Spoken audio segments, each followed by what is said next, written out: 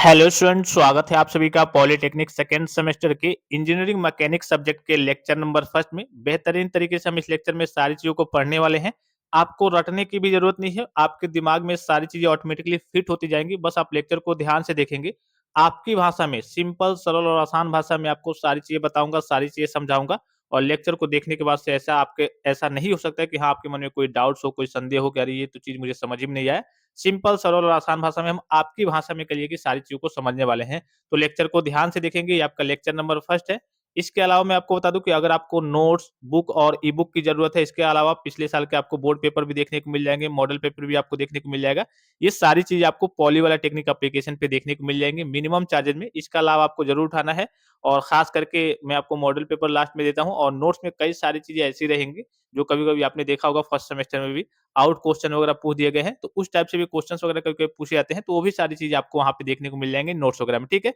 नए सिलेबस के अकॉर्डिंग हम सारी चीज़ों को पढ़ने वाले हैं। अब चूँकि ये आपका लेक्चर नंबर फर्स्ट है, तो इसमें थोड़ा-सा हम ये देख लेते हैं कि ये आपका सब्जेक्ट किस टाइप का है, इसमें टोटल कितने यूनिट्स हैं, कितने चैप्टर्स हैं, किस चैप्टर का अर्थात किस यूनिट का वेटेज कितना है, वेटेज मतलब किस यूनिट से कितने नंबर के क्वेश्चन आपके बोर्ड परीक्षा में पूछे जाते हैं, यूनिट वाइज़ टॉपिक्स क्या-क्या है, किन-किन टॉपिक्स को आपको किन-किन चैप्टर्स में पढ़ना है, थोड़ा-सा इसका ओवरव्यू देख लेते हैं, उसके बाद से हम अपने बेसिक पॉइंट पे आते हैं। आपका डेफिनिशन वगैरह स्टार्ट करते हैं, सारी चीज़ों को समझते हैं, ठीक है? तो सबसे पहले चलिए शुरू से ही शुरू करते हैं। जो नए स्टूडेंट्स हैं, चैनल को सब्सक्राइब कर लेंगे, बेल आइकन को प्रेस करके ऑल पे क्लिक कर लेंगे और टेलीग्राम चैनल को जॉइन कर लेंगे। देखिए सब्जेक्ट का आपका नाम क्या है? इंजीनियरिंग मैकेनिक्स, ठीक है? पहले इसका नाम था आपका एप्लाइड मैकेनिक्स। पहले क्या नाम था इसका? एप्लाइड। जैसे आपने एप्लाइड फिजिक्स फर्स्ट पढ़ा होगा, एप्लाइड फिजिक्स अभी आप सेकंड पढ़ेंगे। उसी प्रकार से इसका जो नाम था एप्लाइड मैकेनिक्स नाम था। अब उसको चेंज करके इंजीनियरिंग मैकेनिक्स कर दिया गया है। इंजीनियरिंग मतलब जो इंजीनियरिंग में जो चीज़ें यूज़ होने वाली हैं, उसी के बारे में आपको पढ़ना है। तो यहाँ पे थोड़ा-सा समझ लेंगे मैकेनिक्स का मतलब क्या होता है। मैकेनिक्स का सीधा मतलब आपको बहुत ज़्यादा टेढ़ा इधर-उधर नहीं दिखना है। सीधा मतलब होता है आपका क्या होता है? Force plus motion. बस इसी के बारे में क्या करना, अध्ययन करना, यही आपका क्या कहलाता है, मैकेनिक्स कहलाता है। जैसे आपका सपोज कीजिए कि आप कंपनी में जाते होंगे या फिर कहीं पे भी कोई ऑब्जेक्ट ले लीजिए, एक बॉडी ले लीजिए, ठीक है? इस पे कोई हम फोर्स लगा रहे हैं, तो जब फोर्स लगाएंगे तो किस प्रकार का फोर्स है, फोर्स लगाएंगे तो ये रुकेगी या फिर चल देगी, ठीक है? उसी के बारे में, अर्थात जब भी हम कोई फोर्स या फिर मोशन किसी ऑब्जेक्ट पे लगाते हैं, तो उसका व्यवहार क्या है, वो रुकती है या फिर चलती है, या फिर ऐसे कर लीजिए कि जब भी किसी ऑब्जेक्ट पे कोई फोर्स लगता है, तो किस प्रकार का व्यवहार करती है, वो रुकती है या फिर चलती है। तो फ़ोर्स और मोशन के बारे में ही आपका क्या कहलाता है, जब अध्ययन आप करते हैं, तो वही आपका मैकेनिक्स कहलाता है, ठीक है? तो सिंपल सरल आसान भाषा में आप याद रखेंगे। अभी हम आगे डेफिनिशन भी देखेंगे, जो आपका एग्ज़ैक्ट डेफिनिशन है। तो इसके कहने का मतलब यही है कि डेफिनिशन आपका यही है, लेकिन जो आपका सटीक तरीके से लिखने का जो तरीका होता है, वो थोड़ा-सा अलग होता है। तो मैकेनिक्स का मतलब क्या होता है, जब भी आप किसी भी ऑब्जेक्ट के कह लीजिए कि फ़ोर्स के बारे में और मोशन के बारे में जब आप अध्ययन करते हैं कि हाँ, इस पे कौन-सा फ़ोर्स है, क्यों फ़ोर्स लगा हुआ है, फ़ोर्स के कारण इसका व्यवहार क्या है, कैसे व्यवहार करेगा, ये रुका रहेगा या फिर चलेगा। इसी के बारे में, फ़ोर्स और मोशन के बारे में जब आप अध्ययन करते हैं, किसी पिंड के बारे में, किसी ऑब्जेक्ट के बारे में, चाहे किसी मशीन के बारे में, किसी बॉडी के बारे में, तो वही आपका क्या कहलाता है, मैकेनिक्स कहलाता है। इंजीनियरिंग मैकेनिक्स क्या हो जाएगा भाई, जो इंजीनियरिंग में जहाँ-जहाँ पे चीज़ें यूज़ होती हैं, जहाँ पे कहिए कि फ़ोर्स वगैरह अप्लाई होता है, मोशन वगैरह अप्लाई होता है, जैसे मशीन वगैरह हो गया, ठीक है? तो पहले था आपका एप्लाइड मैकेनिक्स, जो आप दैनिक जीवन में भी कहिए कि अप्लाई करते थे मैकेनिक्स वाली चीज़ों पे, ऑब्जेक्ट पे, तो अप्लाइड मैकेनिक्स होता था। तो अप्लाइड मैकेनिक्स हटा करके आपका इंजीनियरिंग मैकेनिक्स कर दिया गया है कि हाँ, जो इंजीनियरिंग के क्षेत्र में जो चीज़ें यूज़ होती हैं, जैसे आप कंपनी में देखते होंगे कई सारी मशीनें होती हैं, तो उसपे लोड वगैरह, भार वगैरह कैसे सहन करता है, भार वगैरह लगता है तो उसकी स्थिति क्या रहती है, अर्थात फोर्स वगैरह लगता है तो उसकी स्थिति किस प्रकार से हो जाती है, कितना लोड वो, कितना भार वो, कितना फोर्स वो सहन कर सकता है। इन्हीं सारी चीज़ों के बारे में आपको इंजीनियरिंग मैकेनिक्स में पढ़ना होता है। ठीक है? चीज़ों को आप समझ गए? नए सिलेबस के अकॉर्डिंग आपकी सारी चीज़ें हैं based on new syllabus. Second semester all branch में करिए कि सब्जेक्ट जो है वो कॉमन है। कई सारी जगह पे आपने देखा होगा, ये चूँकि ये आपका जो इंजीनियरिंग मैकेनिक्स है, इसमें आपका ऑप्शनल नहीं था। जैसे आपका इंजीनियरिंग ग्राफिक्स था, तो उसमें आपका ऑप्शनल था कि हाँ, वर्कशॉप वाला पढ़ लीजिए, वर्कशॉप प्रैक्टिस वाला पढ़ लीजिए। अगर आपने वो फर्स्ट सेमेस्टर में पढ़ा होगा, तो सेकंड सेमेस्टर में आपको इंजीनियरिंग ग्राफिक्स पढ़ना होगा। लेकिन ये आपका ऑप्शनल नहीं था, आपका एप्लाइड फिजिक्स सेकंड हो गया और मैथमेटिक्स सेकंड हो गया और इंजीनियरिंग मैकेनिक्स हो गया। ये आपको सेकंड सेमेस्टर में करिए कि पढ़ना ही पढ़ना है। और जो सब्जेक्ट थे आपके इंट्रोडक्शन टू आईटी सिस्टम या फिर fundamentals of electrical and electronics engineering, वो ऑप्शनल था कि आप फर्स्ट में पढ़िए या फिर सेकंड में पढ़िए, वो कॉलेज वाले के ऊपर होता है, जो पढ़ाते हैं वही आपको पढ़ना होता है, उसी का आपका एग्जाम होता है, ठीक है? तो इतना चीज़ आप समझ गए। अब देखिए इस कोर्स का ऑब्जेक्टिव क्या है भाई, ये सब्जेक्ट जो है आपका, आपको पढ़ाया क्यों जा रहा है, ठीक है? इसके बारे में थोड़ा-सा समझ लीजिए यहाँ पे। यहाँ आप देखिए, यह पाठ्यक्रम यांत्रिकी की मूलभूत समझ प्रदान करता है जिसमें विभिन्न प्रकार के विभिन्न भारों के, ठीक है, विभिन्न भारों के अंतर्गत बल प्रणाली यानी कि फोर्स के बारे में पढ़ना है, संतुलन अर्थात कहिए कि साम्यावस्था के बारे में पढ़ना है, धरण विश्लेषण भी शामिल है। धरण विश्लेषण मतलब बीम जो आपका होता है, बीम आप सुना होगा, जैसे आपका घर बनता है तो कहते हैं कि ये कॉलम है, ये बीम है, तो बीम कैसे बनता है, वो कितना भार सहन कर सकता है। जैसे मान लीजिए कि आपके ब्रिज वगैरह बनते हैं, देखा होगा आपने, अभी कई जगह बन भी रहे हैं, यूपी की ही बात करें तो बीम वगैरह बनते हैं, या फिर कहिए कि जो आपके जिसे हिंदी में धरन कहते हैं, ठीक है, बीम वगैरह बनते हैं, तो मान लीजिए कि इस पे अब गाड़ी चलने वाली है, तो ये कितना भार सहन कर सकती है, पता चले कि ये 1 टन तक ये रोड कह लीजिए कि भार को सहन कर सकता है, कह लीजिए कि फोर्स इस पे मतलब आ सकता है, उससे ज्यादा आएगा तो ये टूट जाएगा ब्रिज वगैरह। तो उसी हिसाब से उसी का इसमें अध्ययन करके ही बनाया जाएगा कि हाँ भाई, इतना इतनी गाड़ी आती है, या फिर कहिए कि इतना तक इसको भार कह लीजिए कि बनाना पड़ेगा अच्छे से कि हाँ ये सहन कर सके, नहीं सहन कर पाएगा तो ये टूट जाएगा, नुकसान होगा। तो धरण विश्लेषण भी इसमें शामिल है। इसके अलावा आपका फ्रिक्शन भी है, फ्रिक्शन का तो आपका एक चैप्टर ही है, ठीक है? फ्रिक्शन भी शामिल है। यह घर्षण और उसके अनुप्रयोगों, केंद्रक और आघूर्ण यानी कि कहिए कि आपके सेंट्रॉइड के बारे में पढ़ना है, और कहिए कि मोमेंट ऑफ इनर्शिया भी इसमें आपको पढ़ना है, जड़त्व आघूर्ण के बारे में पढ़ना है, ठीक है? उसके बाद से और सरल उत्थापक मशीनों यानी कि सिंपल लिफ्टिंग मशीन के बारे में आपको मशीनों के बारे में पढ़ना है, और उसके सिद्धांत और उसके अनुप्रयोगों के बारे में पढ़ना है, ठीक है? बस इन्हीं सारी चीज़ों के बारे में आपको इस सिलेबस में पढ़ना है। सीधे-सीधे कहने का मतलब है कि आपका फोर्स हो गया, मोशन हो गया, और ये चीज़ें आप मशीनों पे कैसे अप्लाई करते हैं, घर्षण हो गया, ठीक है? साम्य अवस्था हो गया, मोमेंट ऑफ इनर्शिया हो गया, सेंट्रॉइड वगैरह वगैरह हो गया। इन्हीं सारी चीज़ों के बारे में आपको इस सिलेबस में पढ़ना है, ठीक है? यहाँ पे इंग्लिश में भी नीचे दिख रहा होगा, इंग्लिश वाले बच्चे देख लेंगे, ठीक है?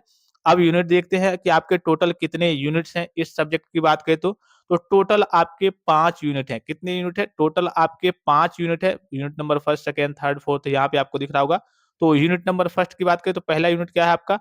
Introduction to engineering mechanics and force system. क्या है? Introduction to engineering mechanics and force system यानी कि इंजीनियरिंग यांत्रिकी और बल प्रणाली का परिचय आपका यूनिट नंबर 1 हो गया, जिससे बोर्ड परीक्षा में आपके कितने नंबर के क्वेश्चन पूछे जाएँगे? तो 12 नंबर के क्वेश्चन आपके बोर्ड परीक्षा में एराइज होंगे यूनिट नंबर 1 से, ठीक है? फिर यूनिट नंबर 2 की बात करते हैं तो इसमें है आपका equilibrium of forces and concept of beam, ठीक है? यानी कि बलों की साम्य अवस्था एवं धरण की अवधारणा यानी कि बीम की अवधारणा, बीम का कांसेप्ट, इससे आपके बोर्ड परीक्षा में कितने नंबर के क्वेश्चन पूछे जाएँगे? तो 15 नंबर के क्वेश्चन पूछे जाएँगे।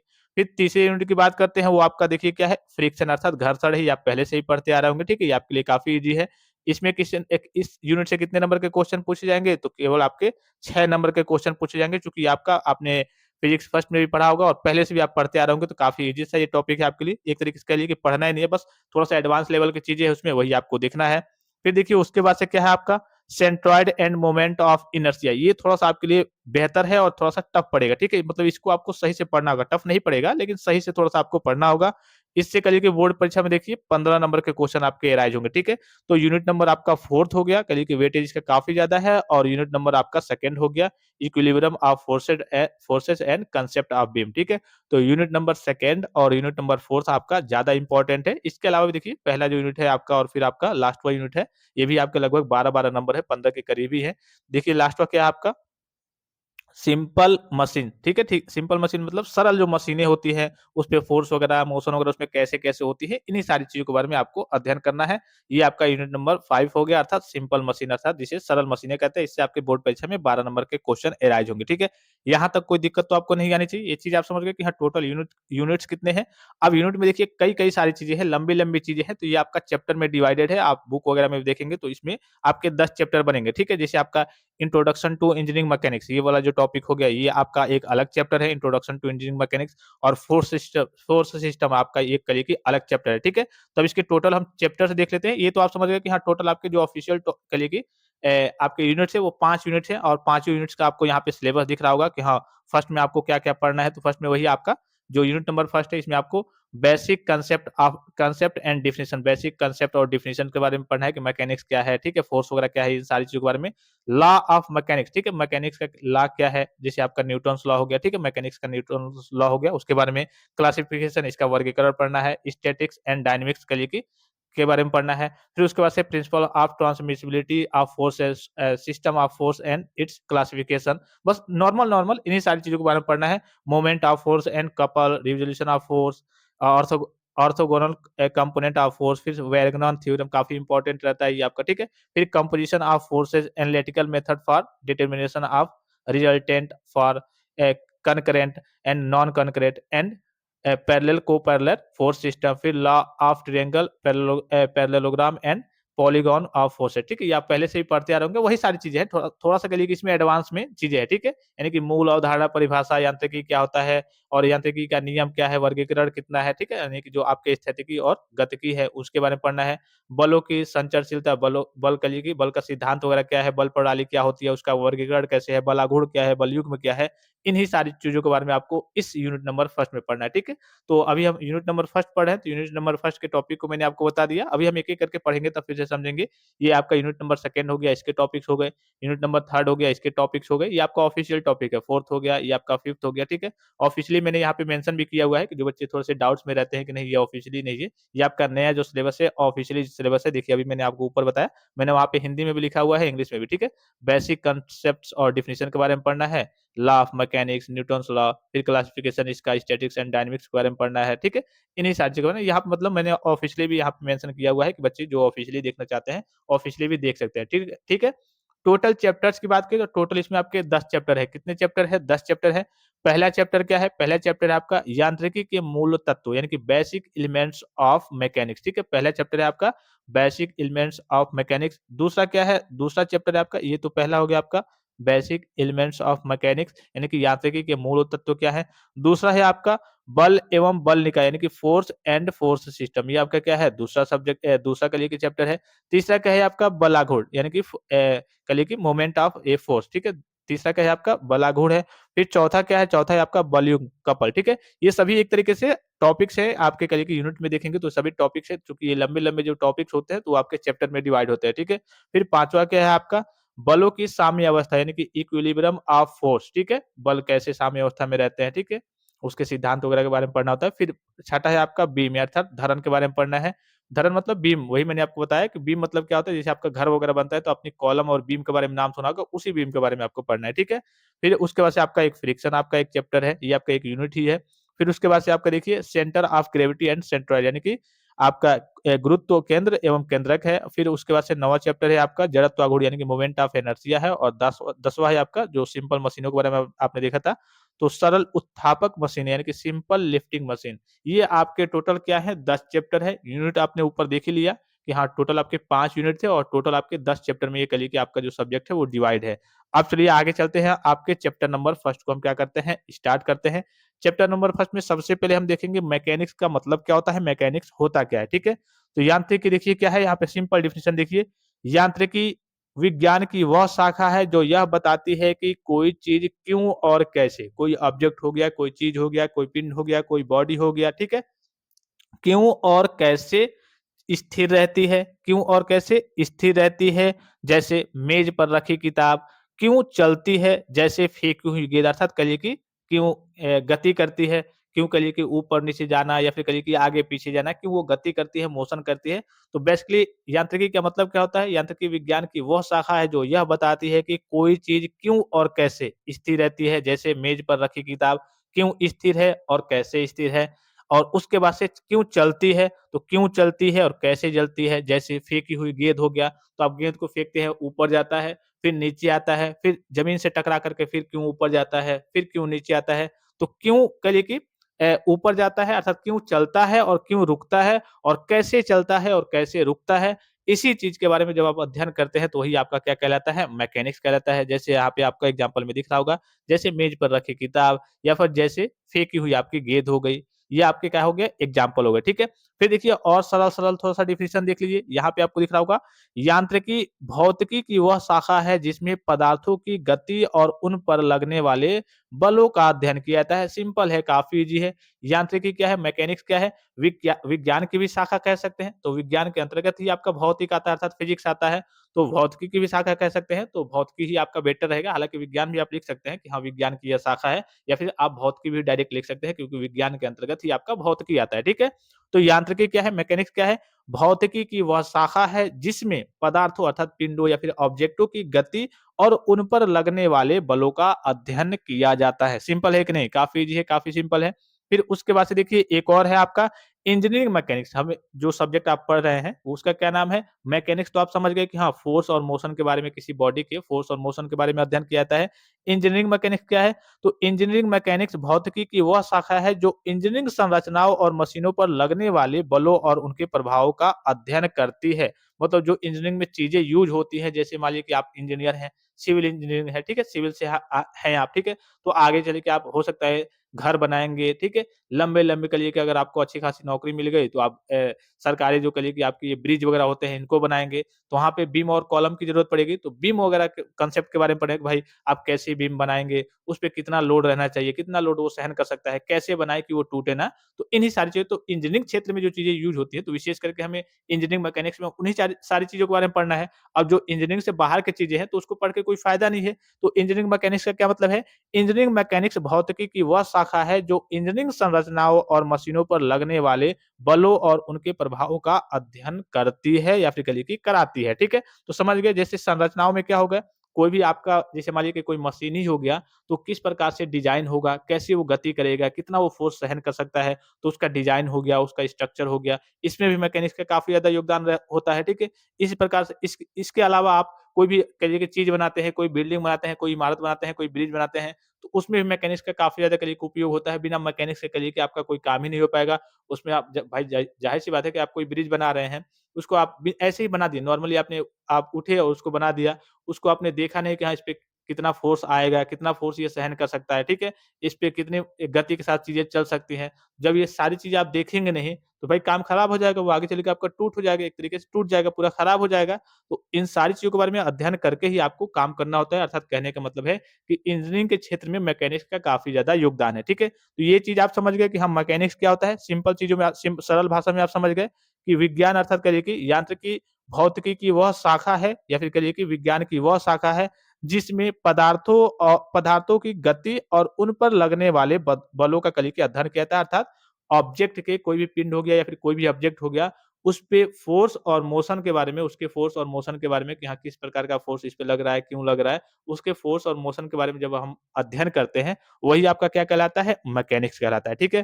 फिर आगे चलते हैं, मैकेनिक्स तो आप समझ गए। फिर देखिए और कई सारे डेफिनिशन हैं। आप अपने शब्दों में तोड़-मरोड़ के जैसे चाहे लिखना चाहे लिख सकते हैं, ठीक है? एक ही चीज़ की आपको मालूम है कि अनेकों प्रकार से डिफिनेशन बनते हैं, ठीक है? यहाँ देखिए, फिर देखिए एक और डिफिनेशन दिख रहा होगा, यांत्रिक यानी कि मैकेनिक्स विज्ञान की वह शाखा है, जिसके अंतर्गत विभिन्न प्रकृति वाले बलों के व्यवहार का तथा किसी वस्तु पर पड़ने वाले अर्थात लगने वाले उनके प्रभाव अर्थात इफेक्ट्स का अध्ययन किया जाता है। यांत्रिकी को बल विज्ञान के नाम से भी जाना जाता है। देखिए काफ़ी सिंपल है ना ये भी। तो देखिए कितना सिंपल है कि यांत्रिकी विज्ञान की वह शाखा है जिसके अंतर्गत विभिन्न प्रकृति वाले यानी कि कई प्रकृति वाले बलों के व्यवहार तथा किसी वस्तु पर लगने वाले अर्थात पड़ने वाले उनके प्रभाव क्या भाई किसी पिंड पे किसी ऑब्जेक्ट पे कोई फोर्स लग रहा है तो उसका क्या कहिए कि उस पे इफेक्ट पड़ेगा क्या प्रभाव पड़ेगा इसी के बारे में जब हम अध्ययन करते हैं तो वही आपका क्या कहलाता है मैकेनिक्स कहलाता है या फिर सबसे सरल देख लीजिए कि यांत्रिकी को बल विज्ञान के नाम से भी जाना जाता है ठीक है यांत्रिकी क्या है बल विज्ञान है जिसमें हम कहिए कि किसी ऑब्जेक्ट पर लगने वाले फोर्स और मोशन के बारे में अध्ययन करते हैं फिर उसके बाद से एक और डिफिनेशन देख लीजिए यांत्रिकी भौतिक विज्ञान की वह शाखा है जो वस्तुओं पर लगने वाले बलों और उनके परिणाम स्वरूप होने वाली गति का अध्ययन करती है सीधे शब्दों में कहें तो यह विज्ञान की वह नींव है जो यह बताती है कि चीजें क्यों और कैसे हिलती डुलती है अर्थात क्यों चलती है और कैसे चलती है क्यों घूमती हैं या फिर विराम अवस्था में रहती है अर्थात क्यों घूमती हैं या फिर कहिए कि मूव करती हैं और क्यों स्थिर रहती हैं बस यही आपका मैकेनिक्स है क्या है मैकेनिक्स क्या है शब्दों में सरल शब्दों में कहें तो यह विज्ञान की वह नींव है अर्थात कहिए कि यह विज्ञान की वह शाखा या फिर वह नींव है जो यह बताती है कि कोई चीज ठीक है कोई भी चीज यह बताती है कि चीजें क्यों और कैसे हिलती डुलती है क्यों और कैसे कहिए कि चलती है या फिर कहिए कि घूमती हैं और विराम अवस्था में रहती है अर्थात क्यों चलती हैं, कैसे चलती हैं, क्यों रुकती हैं और कैसे रुकती हैं। इसी का जब हम अध्ययन करते हैं तो वही आपका क्या कहलाता है मैकेनिक्स कहलाता है। एक और सिंपल सा डेफिनिशन देख लीजिए कि दूसरे शब्दों में यांत्रिकी बल और गति के बीच संबंधों का विज्ञान है। यांत्रिकी क्या है? बल और गति के बीच संबंधों का एक विज्ञान है। ठीक है? इतना चीज़ तो आप समझ गए। अब चलिए आगे चलते हैं। अब भाई इसके थोड़े-थोड़े एग्ज़ाम्पल्स देख लेते हैं। एग्ज़ाम्पल्स तो आप दैनिक जीवन में देखते होंगे, जितनी मशीनें हो गई या फिर जो भी काम होता है, उससे पहले वो डिज़ाइन किया जाता है कि भाई इसको सही से हमें बनाना है, नहीं तो ये टूट जाएगा, इस पे इतना फ़ोर्स अप्लाई होने वाला है, ये खराब ना हो जाए। सारी चीज़ों को स्ट्रक्चर वगैरह, डिज़ाइन वगैरह देख कर के तैयार किया जाएगा मैकेनिक्स के अनुरूप ही, ठीक है? तो देखिए झूले पर झूलना, इसका नॉर्मल सा एग्ज़ाम्पल देखते हैं कि आपका मैकेनिक्स का नॉर्मल सा एग्ज़ाम्पल क्या हो गया? झूले पर झूलना, लगभग सभी बच्चे झूले पर झूलते होंगे, ठीक है? देखिए क्या होता है जब आप झूले पर आगे-पीछे झूलते हैं, मैकेनिक्स की बात करें इसमें तो दिख रहा होगा आपको, यह गति और बल यानी कि फ़ोर्स और मोशन का सीधा उदाहरण है। भाई इसमें आपका जब आप फ़ोर्स लगाते हैं, किसी को धक्का देते हैं, तो फ़ोर्स भी होता है। मान लीजिए कि आपने फ़ोर्स लगाया, उसके बाद उसमें मोशन भी होता है, आप आगे-पीछे जाते रहते हैं, ठीक है? तो यहाँ पे आपको दिख रहा होगा, थोड़ा-सा कलर मैं चेंज कर ले रहा हूँ। यहाँ पे आपको दिख रहा होगा मैकेनिक्स। यह गति यानी कि मोशन और बल यानी कि फ़ोर्स का सीधा उदाहरण है। जब आप अपने पैरों से धक्का देते हैं, मान लीजिए कि आप खुद अकेले के लिए के झूले पे झूल रहे हैं, तो जब आप पैरों से धक्का देंगे, फ़ोर्स लगाएँगे, उसके बाद से फ़ोर्स आपने लगा दिया, तो आप एक बल लगाते हैं और जो झूले को गति देता है, जैसे झूला आगे-पीछे रहेगा, तो उसमें आपकी गति भी हो रही है, तो गति देता है और झूला एक निश्चित रास्ते में करिए कि आगे-पीछे चलता है। इसे दोलन गति जिसे हम कहते हैं, ठीक है? तो ये आपका एक उदाहरण हो गया कि हाँ, झूले पर आप झूल रहे हैं, तो इसमें आपका क्या हो गया, फ़ोर्स हो गया, मोशन हो गया, दोनों चीज़ें हो गए। ये आपका मैकेनिक्स का क्या हो गया, एक सिंपल और सरल सा उदाहरण हो गया। फिर आगे देखते हैं, आगे चलते हैं, फिर दूसरा आपको दिख रहा होगा, गेंद को उछालना यानी कि बाउंसिंग ए बॉल, ठीक है? गेंद को उछालना, बाउंसिंग ए बॉल। क्या होता है जब आप एक गेंद को ज़मीन पर मारते हैं, तो वह वापस उछल कर आती है, यानी कि जब आप गेंद को, बॉल को ज़मीन पर मारते हैं, तो फिर से वो क्या होता है, वापस उछल के ऊपर जाएगा, फिर नीचे आएगा, ऊपर जाएगा, नीचे आएगा। तो इसमें मैकेनिक्स की बात करें, तो जब गेंद ज़मीन से टकराती है, तो ज़मीन एक विपरीत बल यानी कि अपोज़िट फ़ोर्स लगाती है, न्यूटन का जिसे तृतीय नियम कहते हैं। इसी बल की वजह से गेंद क्या होती है, वापस उछलती है। ये भी एक आपका मैकेनिक्स का सिंपल सा उदाहरण है, जिसमें आपका फ़ोर्स लग रहा है। फिर आपका साइकिल चलाना हो गया, तो साइकिल चलाते हैं तो क्या करते हैं भाई, उसमें तो आप फ़ोर्स लगाते हैं। यह क्या होता है, पैडल मारने से साइकिल चलना और ब्रेक लगाने से रुकना, ठीक है? तो मैकेनिक्स क्या है इसमें देखिए, पैडल मारने पर यानी कि जब आप पैडल मारते हैं, पैडल मारने पर आप एक बल लगाते हैं, जो साइकिल को आगे की ओर, ठीक है? आगे की ओर यानी कि फॉरवर्ड मोशन में करिए कि आगे की ओर करिए कि गति देता है, आगे की ओर भेजता है, आगे की ओर करिए कि धक्का देता है। ब्रेक लगने पर जब आप ब्रेक लगाते हैं, तो आप घर्षण बल यानी कि फ्रिक्शन फोर्स का उपयोग करते हैं, जो पहिए पहियों की गति को रोकता है और साइकिल को रोक देता है, ठीक है? ये भी आपका एक सिंपल सा क्या है, एग्ज़ाम्पल है, ठीक है? तो मैकेनिक्स के एग्ज़ाम्पल समझ गए। इसके अलावा सारी चीज़ें आप जितनी दैनिक जीवन में काम करते हैं, चलते हैं, ठीक है? उठते हैं, जो भी आप काम करते हैं, मशीनें चलती हैं, वो सारी चीज़ आपके क्या है, मैकेनिक्स के ही एग्ज़ाम्पल है, जिसमें आपका फ़ोर्स और मोशन का उपयोग हो रहा है, बस वही आपका मैकेनिक्स है, ठीक है? तो आप अपने हिसाब से एग्ज़ाम्पल्स वगैरह बना करके करिए कि जितना चाहे उतना लिख सकते हैं। देखिए रोज़ के उदाहरण वही आपका साइकिल चलाना हो गया, साइकिल में आप पैडल मारते हैं, वो भी उसमें भी आपकी मोशन फ़ोर्स वगैरह होता है, ठीक है? पानी का गिलास मेज़ पर क्यों नहीं गिरता है? आपने पानी के गिलास को लेकर के मेज़ पे रख दिया है, तो क्यों नहीं गिरता है, क्यों ऊपर नहीं चला जाता है? तो उसपे भी एक फ़ोर्स काम करता है। आपको मालूम होगा कौन-सा फ़ोर्स कार्य करता है उसपे, आप कमेंट बॉक्स में कमेंट करके ज़रूर बताएँगे, ठीक है? पत्थर फेंकने पर कितनी दूर जाएगा भाई, ये कैसे डिसाइड होता है? जैसे आप पत्थर फेंकते हैं, तो क्यों उतना ही दूर जाता है? तो उसपे कोई ना कोई फ़ोर्स है जो उसको करिए कि वहीं तक उसको करिए कि वहीं गिरा देता है, या फिर करिए कि वहीं तक वो जा पाता है, उससे आगे भाई ज़ाहिर-सी बात है, आप अपनी ओर से पूरी ताकत लगा कर के फेंक रहे हैं, पूरी फ़ोर्स को लगा दिया है, वो गया, मान लीजिए कि आसमान में गया, आप ऊपर ही फेंक रहे हैं, तो उतना ही ऊपर क्यों गया, और ऊपर क्यों नहीं चला गया? उसको और ऊपर तक जाना चाहिए। तो कितना ऊपर तक जाता है? क्या उसके विपरीत कोई और फ़ोर्स काम कर रहा है, जिसके कारण वो करिए कि उतने ऊपर तक जा रहा है, फिर से नीचे आ जा रहा है? तो ये भी आपका एक सरल सा एग्ज़ाम्पल हो गया मैकेनिक्स का, ठीक है? कई सारे एग्ज़ाम्पल्स हैं, आप अपने हिसाब से जितना चाहे जोड़ करके बना करके लिख सकते हैं, ठीक है? इतना चीज़ आप समझ गए।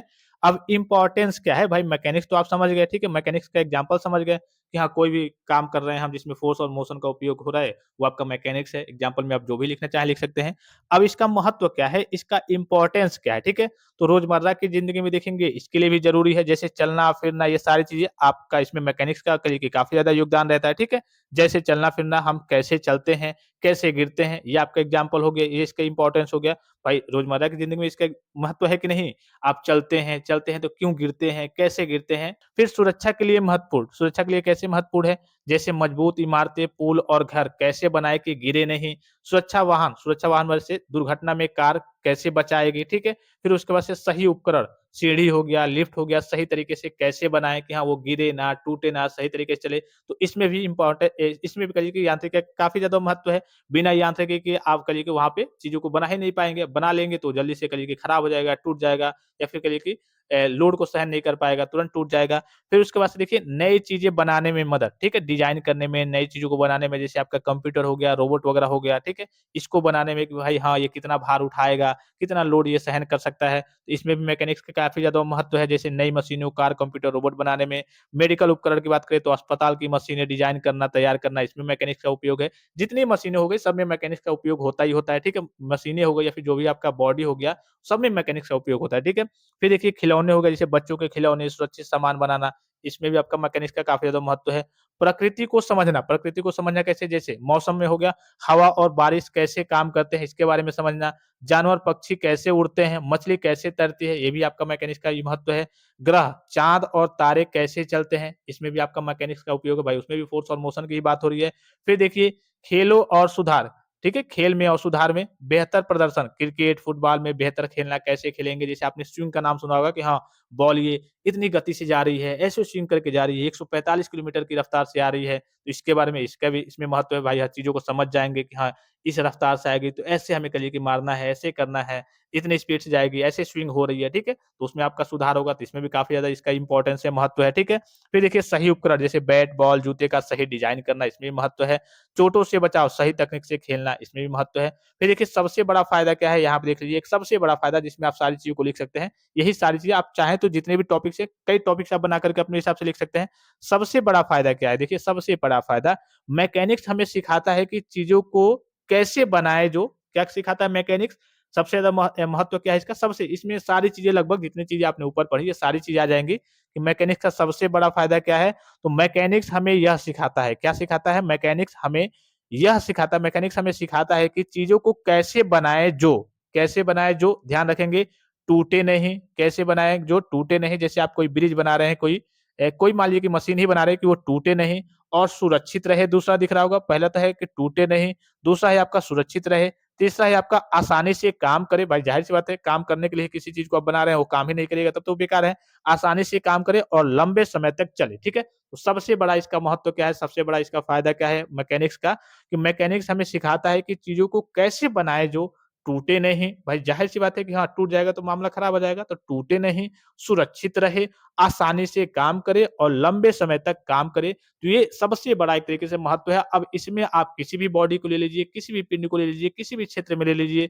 एग्ज़ाम्पल के लिए कि हाँ, आप एक गन बना रहे हैं, ठीक है? या फिर कहिए कि कोई भी मशीन बना रहे हैं, तो कैसे बनाएँगे मैकेनिक्स का उसमें कैसे उपयोग करेंगे कि वो टूटे नहीं, सुरक्षित भी रहे और आसानी से काम करे और लंबे समय तक चले। तो यही आपका क्या है मैकेनिक्स है। तो मैकेनिक्स का सीधे कहने का मतलब है कि मैकेनिक्स का उपयोग हर एक क्षेत्र में होता है, हर एक फ़ील्ड में होता है, चाहे वो मशीन हो, चाहे आपका घर का बनना हो, चाहे कोई भी काम हो, उसमें मैकेनिक्स का उपयोग होगा ही होगा।